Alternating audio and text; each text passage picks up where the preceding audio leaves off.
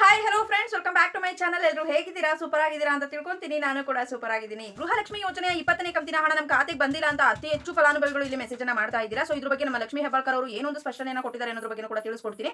ಜೊತೆಗೆ ಜೂನ್ 1ನೇ ತಾರೀಕಿನಿಂದ ಪುರುಷರಿಗೂ ಕೂಡ ಇಲ್ಲಿ ಉಚಿತ ಬಸ್ ಪ್ರಯಾಣ ಅಂತ ಹೇಳ್ತಾ ಇದ್ದಾರೆ. ಸೊ ಇದು ನಿಜನಾ ಅಥವಾ ಫೇಕ್ ನ್ಯೂಸ್ ಅಂತ ನಿಮಗೆ ತಿಳಿಸ್ಕೊಡ್ತೀನಿ. ಖಂಡಿತವಾಗ್ಲೂ ಕೂಡ ನಿಜ ಅಂತ ಅಂದ್ರೆ ಇದಕ್ಕೆ ರಿಲೇಟೆಡ್ ಆಗಿರುವಂತಹ ಇನ್ಫಾರ್ಮೇಶನ್ ಏನಿದೆ ಅನ್ನೋದ್ರ ಬಗ್ಗೆ ತಿಳ್ಕೋಬೇಕು ಅಂತ ಅಂದ್ರೆ ವಿಡಿಯೋನ ಎಲ್ಲೂ ಕೂಡ ಸ್ಕಿಪ್ ಮಾಡದೆ ಕೊನೆವರೆಗೂ ಕೂಡ ನೋಡಿ. ಜೊತೆಗೆ ಒಂದು ಮಾಹಿತಿಯನ್ನ ಆದಷ್ಟು ಶೇರ್ ಕೂಡ ಮಾಡಿ. ಬನ್ನಿ ಫ್ರೆಂಡ್ಸ್, ವಿಡಿಯೋ ಸ್ಟಾರ್ಟ್ ಮಾಡೋದಕ್ಕಿಂತ ಮುಂಚೆ ನೀವೇನಾದ್ರೂ ಹೊಸದಾಗಿ ನಮ್ಮ ಚಾನಲ್ ಅನ್ನು ನೋಡ್ತಾ ಇದ್ರೆ ಸೊ ಪ್ಲೀಸ್ ಬೇಗ ಸಬ್ಸ್ಕ್ರೈಬ್ ಮಾಡ್ಕೊಳ್ಳಿ. ಒಂದು ವೇಳೆ ಏನಾದ್ರೂ ಫೇಸ್ಬುಕ್ ಪೇಜ್ ಅಲ್ಲಿ ವಿಸಿಟ್ ಮಾಡ್ತಾ ಇದ್ರೆ ಸೊ ಅಲ್ಲೂ ಕೂಡ ಫಾಲೋ ಮಾಡಿ, ಲೈಕ್ ಮಾಡಿ, ಕಮೆಂಟ್ ಮಾಡಿ, ಶೇರ್ ಮಾಡಿ, ಜೊತೆಗೆ ಸಪೋರ್ಟ್ ಮಾಡಿ. ಯಾರೆಲ್ಲ ಫಾಲೋ ಸಬ್ಸ್ಕ್ರೈಬ್ ಮಾಡ್ಕೊಂಡು ಸಪೋರ್ಟ್ ಮಾಡ್ತಾ ಇದ್ದೀರಾ ಎಲ್ಲರಿಗೂ ಕೂಡ ಹೃದಯಪೂರ್ವಕ ಧನ್ಯವಾದಗಳು. ಎಸ್ ಫ್ರೆಂಡ್ಸ್, ಇಲ್ಲಿ ಮೊದಲನೇದಾಗಿ ಗೃಹಲಕ್ಷ್ಮಿ ಯೋಜನೆಯ 19ನೇ ಕಂತಿನ ಹಣ ಬಿಡುಗಡೆ ಆಗಿದೆ. ಫಲಾನುಭವಿಗಳು ಕೂಡ ರಿಸೀವ್ ಮಾಡ್ಕೊಂಡಿದ್ದೀರಾ ಅತಿ ಹೆಚ್ಚು ಅಂತ ಅಂದ್ರೆ ಇಲ್ಲಿ 3 ಹಂತದಲ್ಲಿ ಹಣವನ್ನ ಬಿಡುಗಡೆ ಮಾಡಿದ್ದಾರೆ. ಸೊ ಮೊನ್ನೆಯಿಂದ ಏನ್ ಮಾಡಿದ್ದಾರೆ, ಮೂರನೇ ಹಂತದಲ್ಲಿ ಹಣವನ್ನ ಬಿಡುಗಡೆ ಮಾಡಿದ್ದಾರೆ.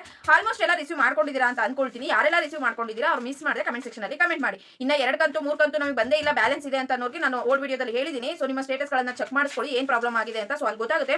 ಆ ನಂತರ ಅವರೇನೆ ನಿಮಗೆ ಪರಿಹಾರ ಹೇಳ್ತಾರೆ. ಸೊ ಏನ್ ಮಾಡಬೇಕು ಅಂತ ಸೈಬರ್ ಅವರೇನೆ. ಸೊ ಹಾಗಾಗಿ ನಾನು ಹೇಳ್ತಿರೋದು ನೆಕ್ಸ್ಟ್ 20ನೇ ಕಂತಿನ ಹಣ ನಮ್ಮ ಖಾತೆಗೆ ಬಂದಿಲ್ಲ ಅಂತ ಹೇಳ್ತಾ ಇದ್ದೀರಲ್ವಾ. ಸೊ 20ನೇ ಕಂತಿನ ಹಣ ಇಲ್ಲಿ ಬಿಡುಗಡೆನೇ ಆಗಿಲ್ಲ. ಸೊ ಇದ್ರ ಬಗ್ಗೆ ಸರ್ಕಾರನೂ ಕೂಡ ಯಾವುದೇ ರೀತಿ ಮಾಹಿತಿಯನ್ನ ಕೊಟ್ಟಿಲ್ಲ.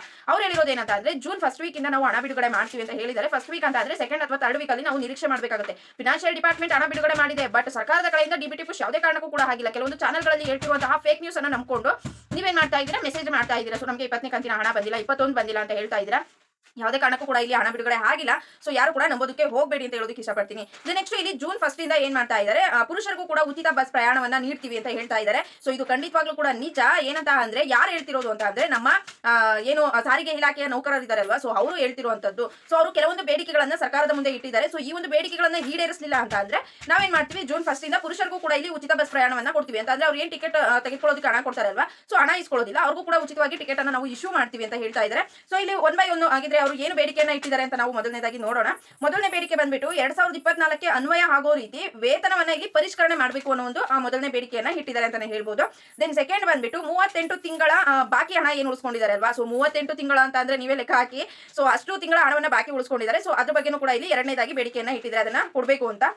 ದೆನ್ ಥರ್ಡ್ ಒನ್ ಬಂದ್ಬಿಟ್ಟು 2020-21ರಲ್ಲಿ ಪ್ರತಿಭಟನೆ ಮಾಡಿದಾಗ ಒಂದು ಕೇಸ್ ಅಲ್ಲಿ ದಾಖಲಾಗಿದೆ ಅಂತೆ. ಸೊ ಆ ಒಂದು ಕೇಸನ್ನ ಹಿಂಪಡಿಬೇಕು ಅಂತ ಇಲ್ಲಿ ಮೂರನೇದಾಗಿ ಬೇಡಿಕೆಯನ್ನ ಇಟ್ಟಿದ್ದಾರೆ ಅಂತಾನೆ ಹೇಳ್ಬೋದು. ಸೊ ಈ ಒಂದು 3 ಬೇಡಿಕೆಗಳನ್ನ ನೀವು ಈಡೇರಿಸಿದ್ರೆ ಮಾತ್ರ ನಾವು ಆಸ್ ಯೂಶುವಲ್ ಆಗಿ ವರ್ಕ್ ಮಾಡ್ತೀವಿ.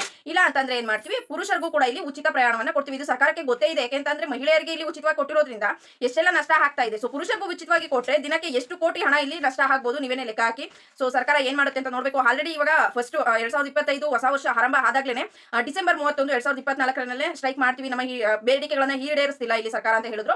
ಸೊ ಆ ಟೈಮಲ್ಲಿ ಸಿದ್ದರಾಮಯ್ಯ ಸರ್ ಅವರು ಏನ್ ಮಾಡಿದ್ರು, ಹೊಸ ವರ್ಷದಲ್ಲಿ ನಾವು ಈ ರೀತಿ ಬಸ್ ನೌಕರರೆಲ್ಲ ಸ್ಟ್ರೈಕ್ ಅನ್ನ ಮಾಡ್ಬಿಟ್ರೆ ಸರಿ ಹೋಗೋದಿಲ್ಲ ಅಂತ ಏನ್ ಮಾಡಿದ್ರು, ನಾವೇನ್ ಮಾಡ್ತೀವಿ, ಜನವರಿ ಸಂಕ್ರಾಂತಿ ಹಬ್ಬ ಕಳೆದ ಮೇಲೆ ನಿಮಗೆ ನಿಮ್ಮ ಬೇಡಿಕೆಗಳನ್ನ ಈಡೇರಿಸ್ತೀವಿ ಸೊ ಅಷ್ಟೊಳಗಡೆ ಅಂತ ಹೇಳಿದ್ರು.